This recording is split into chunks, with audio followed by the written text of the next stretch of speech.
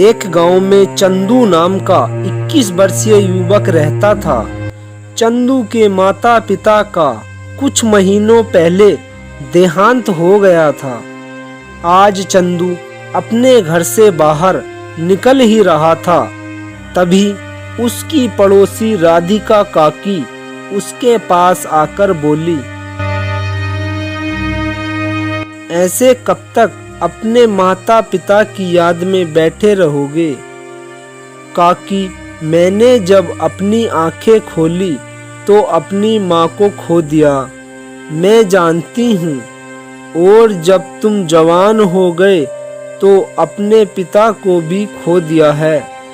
समझ में नहीं आता आखिर ईश्वर मुझसे क्यों नाराज है। अरे अभी तुम्हारी उम्र ही क्या है, बस 21 वर्ष। वैसे अभी क्या करने का इरादा है?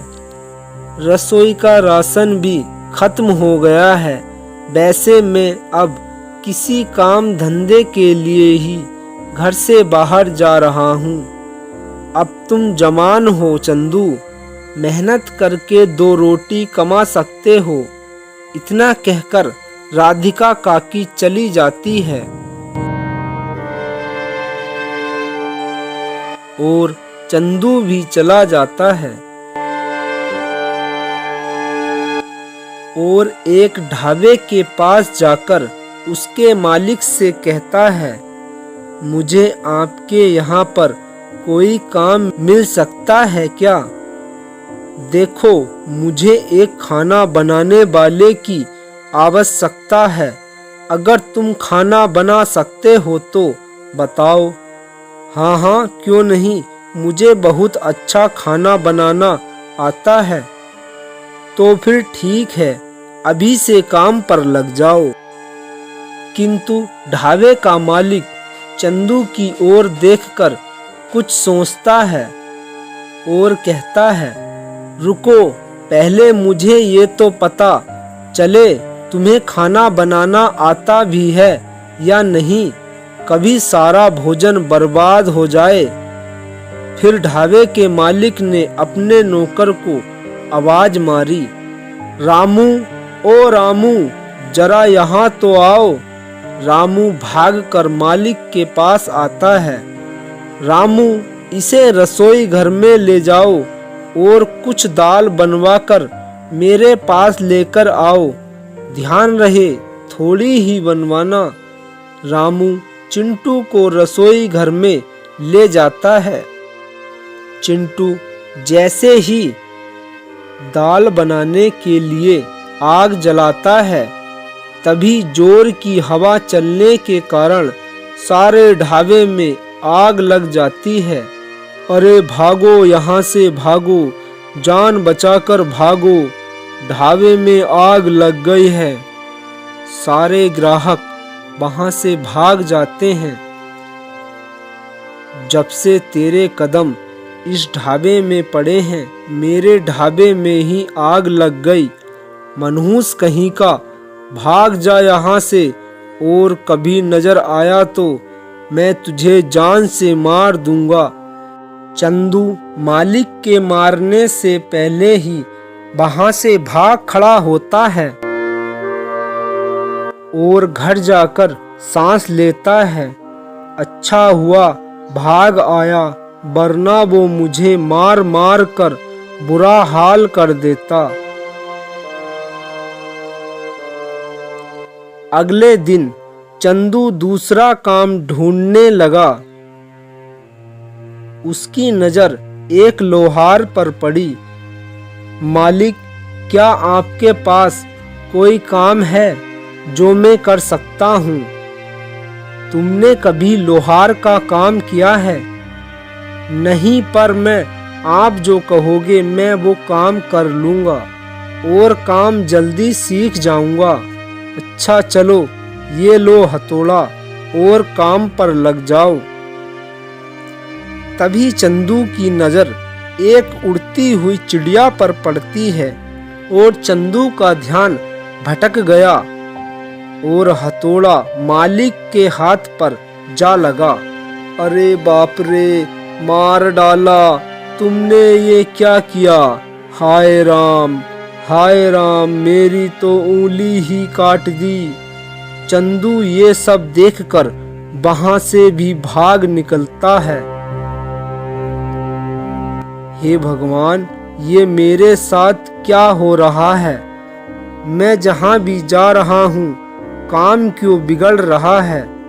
लेकिन मुझे काम तो ढूंढना ही पड़ेगा, नहीं तो मैं भूखा ही मर जाऊंगा। चंदू कल से भूखा था। तभी पड़ोस की राधिका काकी एक थाली में भोजन लेकर चंदू के पास आती है। क्या हुआ बेटा, कहीं भी काम नहीं मिला क्या? अभी तक तो नहीं काकी, काम तो मिला मगर मेरी वजह से उनका नुकसान हो जाता है। कल एक ढाबा जल गया और आज मेरी ही वजह से एक लोहार की उंगली कट गई। चिंता मत करो, सब ठीक हो जाएगा। लो खाना खा लो। तुम्हारी शक्ल से लग रहा है कि तुम्हें कल से खाना नहीं मिला। अगली सुबह चंदू एक मिठाई की दुकान पर गया और उस दुकानदार से कहने लगा, साहब जी मुझे काम पर रख लो, मुझे मिठाइयाँ बनानी आती हैं। अगर आप कहो तो मैं आपको मिठाई बनाकर दिखा सकता हूँ। ओहो, आ जाओ, मुझे तुम्हारे ही जैसे मेहनती लड़के की तलाश थी। चंदू काम करने लगा और मिठाइयाँ बनाकर तैयार करने लगा। शाम हो गई जब मालिक चंदू के पास आता है। अरे भाई, सुबह से रसोई घर में बड़े हो, दिखाओ क्या काम किया है, जरा कुछ मिठाई तो चखाओ। मालिक ने जैसे ही मिठाई चखी, सत्यानाश हो तुम्हारा, तुमने तो मेरी सारी मिठाई बर्बाद ही कर दी। तुमने चीनी की जगह इसमें नमक डाल दी। तुम्हें तो मैं जान से मार दूंगा, छोड़ूंगा नहीं। फिर क्या था, चंदू वहां से भी भाग खड़ा होता है और कुछ दूर जाकर सांस लेता है। मैंने तो मिठाई में चीनी ही डाली थी, मुझे अच्छे से याद है, मगर उसमें नमक कहाँ से आ गई। फिर उदास होकर अपने घर चला गया। उस दिन के बाद चंदू को सभी लोग अजीब नजरों से देखने लगे और कोई भी काम नहीं देता था, बल्कि बहुत से दुकानदार तो उसे देखकर ही अपनी दुकान से भाग जाते थे। अगली सुबह एक दिन चंदू अपनी किस्मत पर रो रहा था। तभी राधिका काकी भोजन की थाली लेकर चंदू के घर आती है। राधिका काकी, आखिर आप मुझे कब तक मुफ्त का भोजन खिलाती रहोगी? ये कैसी बात कर रहे हो बेटा? बिल्कुल सही कह रहा हूँ काकी, मैं जहाँ जाता हूँ लोगों का नुकसान ही हो जाता है। मुझे डर है कि कहीं किसी दिन आपका भी कोई नुकसान न हो जाए। इतना कहा ही था कि राधिका काकी का पैर फिसल गया और नीचे गिर गई। अब मुझे गांव वालों की बातों पर विश्वास हो गया है। तुम चंदू इस गांव को छोड़कर चले जाओ और ये रोटियां भी ले जाओ। चंदू वहां से तुरंत ही भाग जाता है। चंदू चलता ही जा रहा था, तभी चंदू की नजर एक खंडहर पर पड़ती है। शायद मेरी जगह ये ही है। अब मुझे पक्का विश्वास हो गया है कि मैं मनहूस ही हूँ और खंडहर के भीतर चला गया। चंदू सुबह से भूखा था। चंदू रोटी खाने वाला ही था। तभी उसके कानों में एक साधु की आवाज आई, मुझे कुछ खाने को दे दो बेटा, मैं पिछले 300 वर्षों से भूखा हूँ। साधु की आवाज सुनकर चंदू सोच में पड़ गया।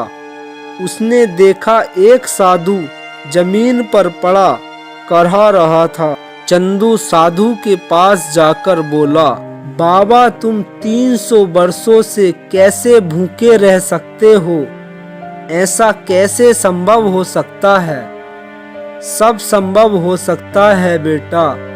क्या तुम मुझे अपनी रोटी खाने को दे सकते हो?